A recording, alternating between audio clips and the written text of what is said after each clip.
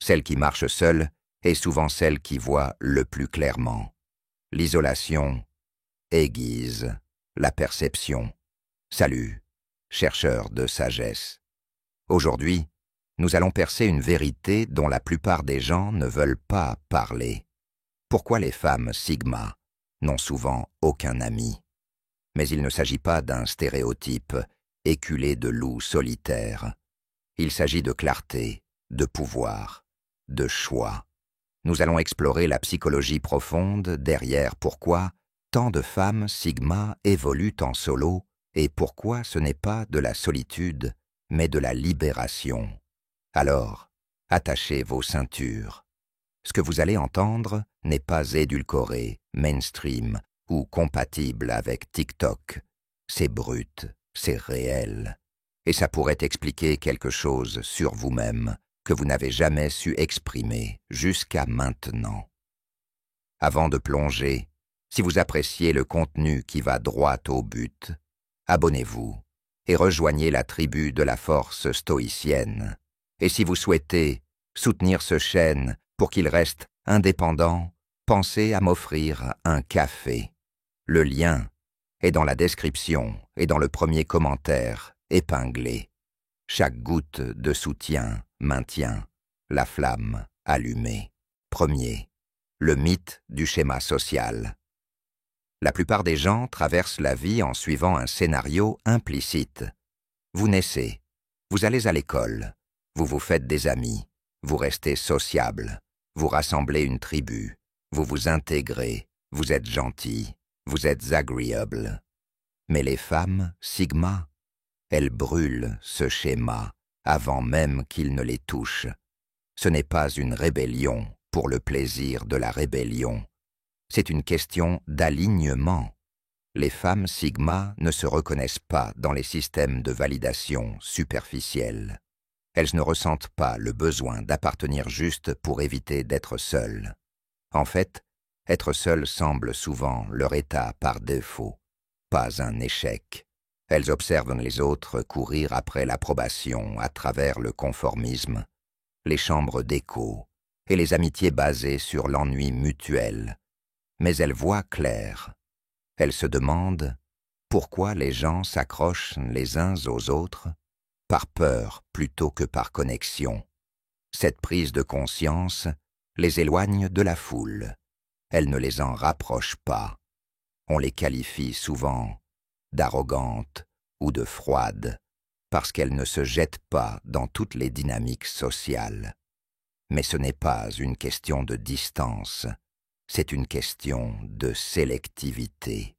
Elles comprennent que toutes les connexions ne sont pas nourrissantes et que tous les groupes ne méritent pas d'être rejoints. Alors, elles se retiennent, elles observent, elles calculent, et à moins qu'il y ait quelque chose de vrai, elles restent à l'écart. Elles savent qu'être entourées de gens ne signifie pas être vues, et être seul ne signifie pas être isolé. La plupart des gens courent après les chiffres.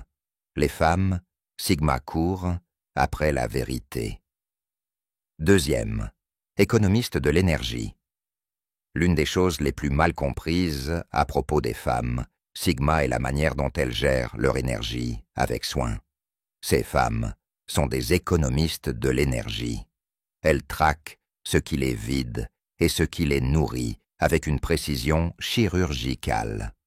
Contrairement aux extravertis qui prospèrent dans un engagement social constant, ou même aux introvertis qui peuvent apprécier un petit cercle, les femmes sigma ne socialisent pas pour le plaisir de socialiser. Chaque interaction est un investissement.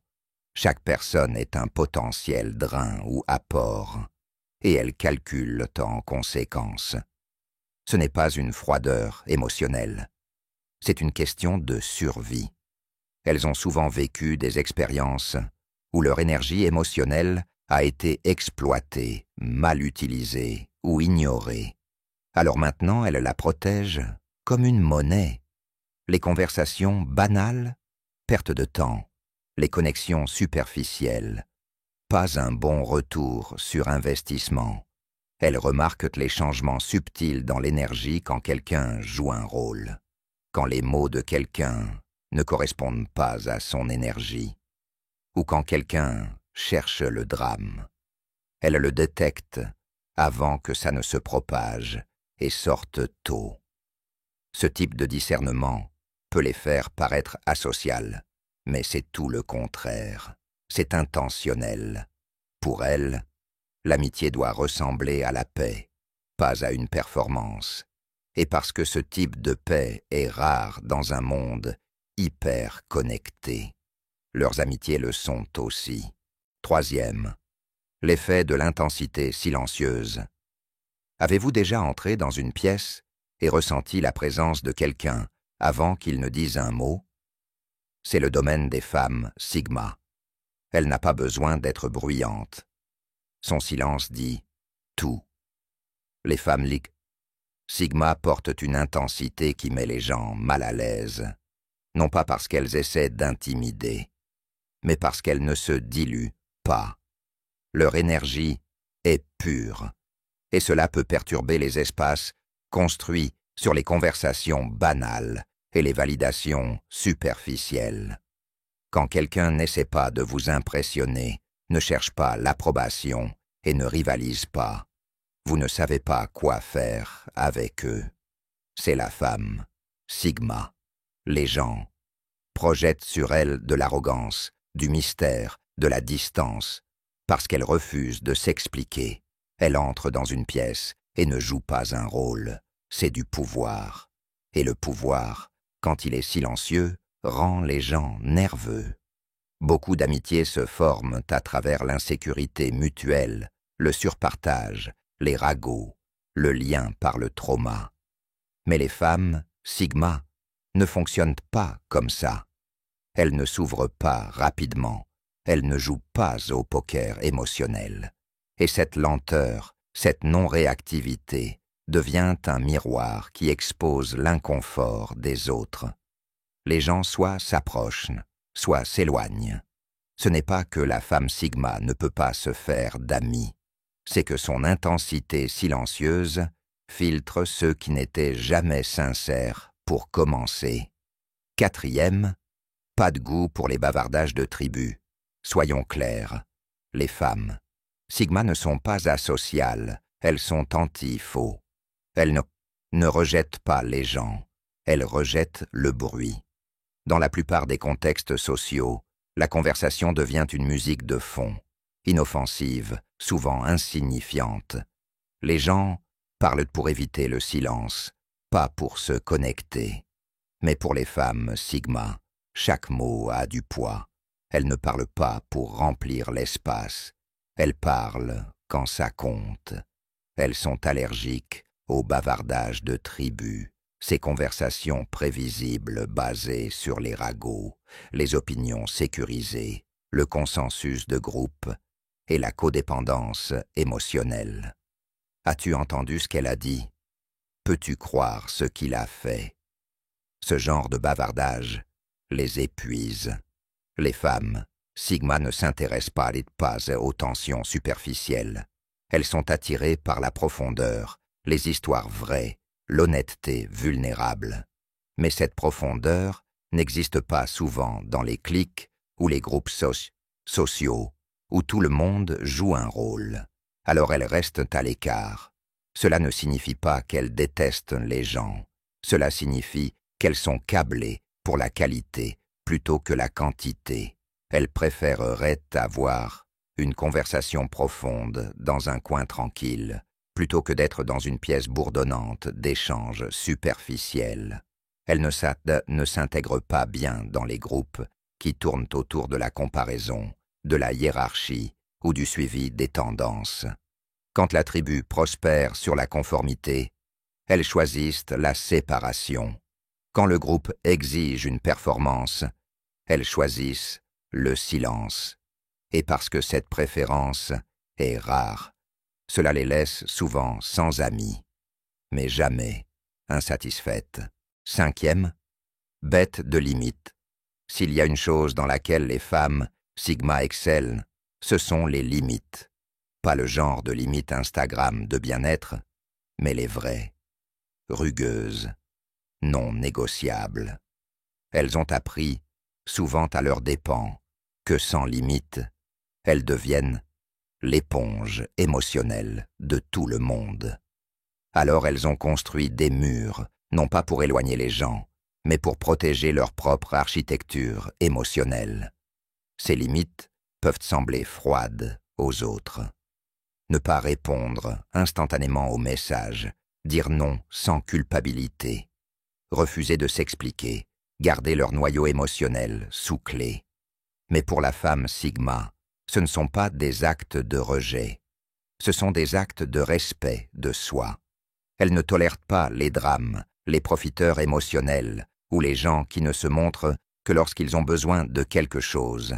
Et parce que la plupart des gens ne sont pas habitués à des limites fermes, ils qualifient la femme Sigma de difficile, distante ou trop intense.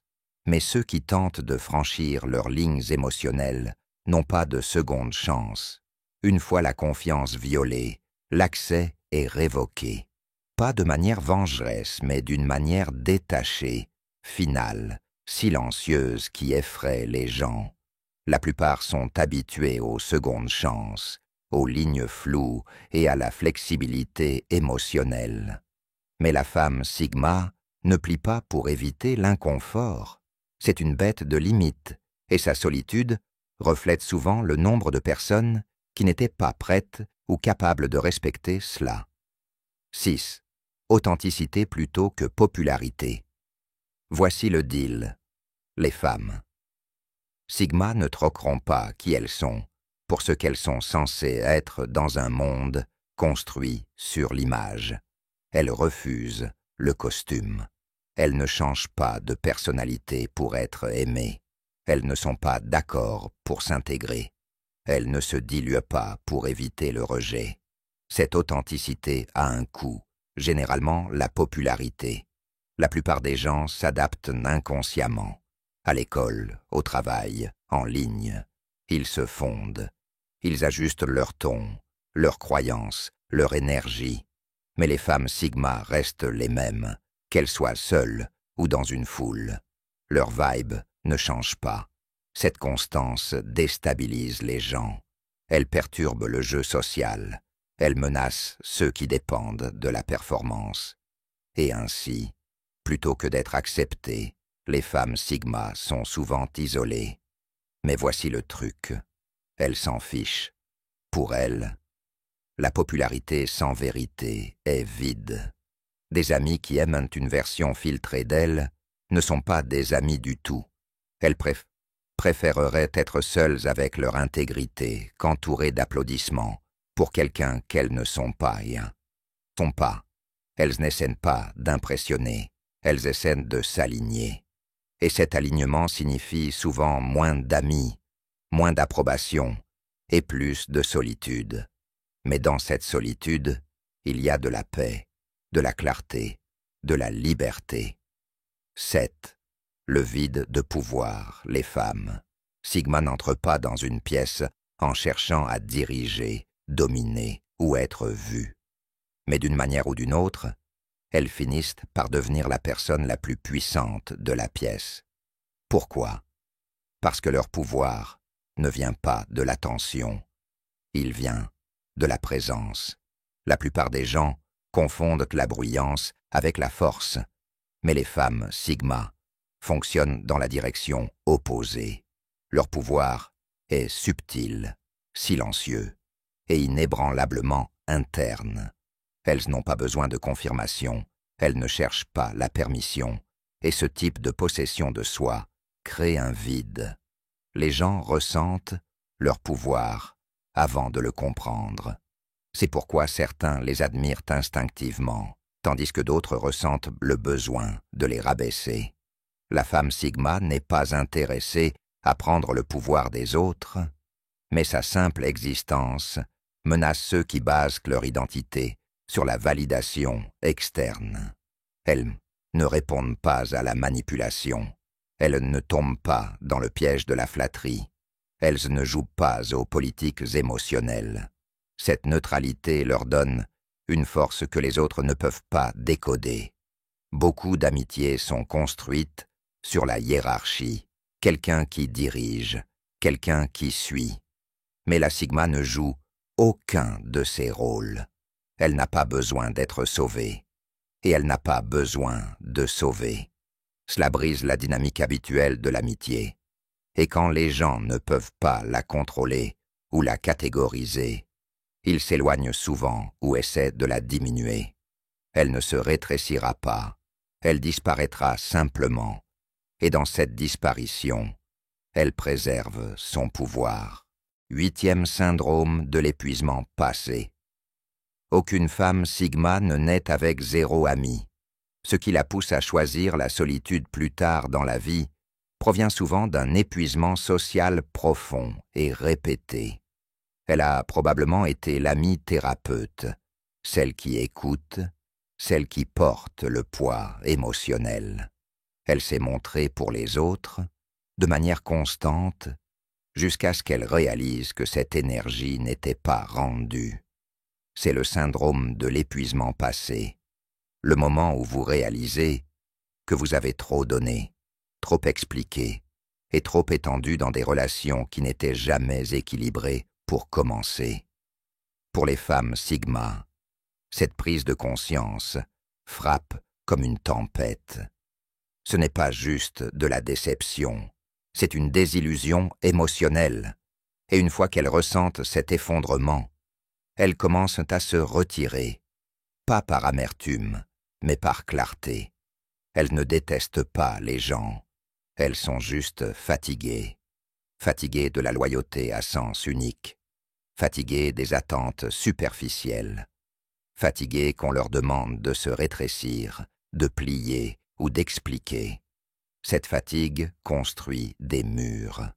Et derrière ces murs, elles reconstruisent non seulement des limites, mais une identité. Elles apprennent à aimer le silence.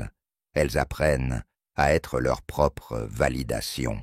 Elles apprennent que la paix ne se trouve pas dans la proximité des autres, mais dans la protection de soi. Donc, si vous voyez une femme Sigma qui reste seule, sachez ceci, elle n'a pas toujours été comme ça.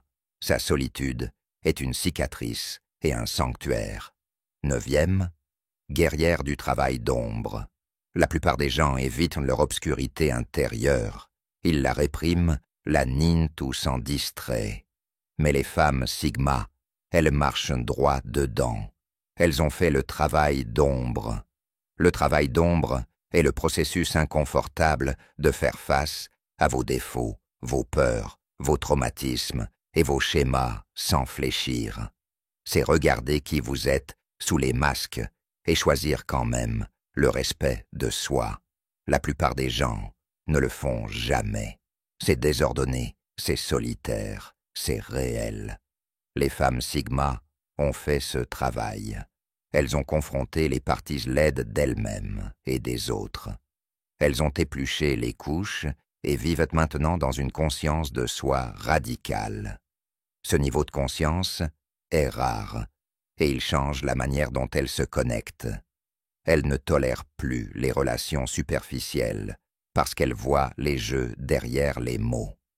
Elles repèrent la projection, la codépendance et l'immaturité émotionnelle à des kilomètres. Et parce qu'elles ne correspondent plus à cette fréquence, elles ne se connectent souvent pas avec les masses. Ce n'est pas de la supériorité, c'est de la clarté. Quand vous avez fait face à vos propres ombres, vous cessez d'être attiré par ceux qui fuient les leurs. Vous voulez des conversations qui condent, vous voulez un silence qui guérit, vous voulez un espace qui ne vous demande pas de rétrécir. Alors la femme Sigma marche seule, non pas parce qu'elle est brisée, mais parce qu'elle est entière.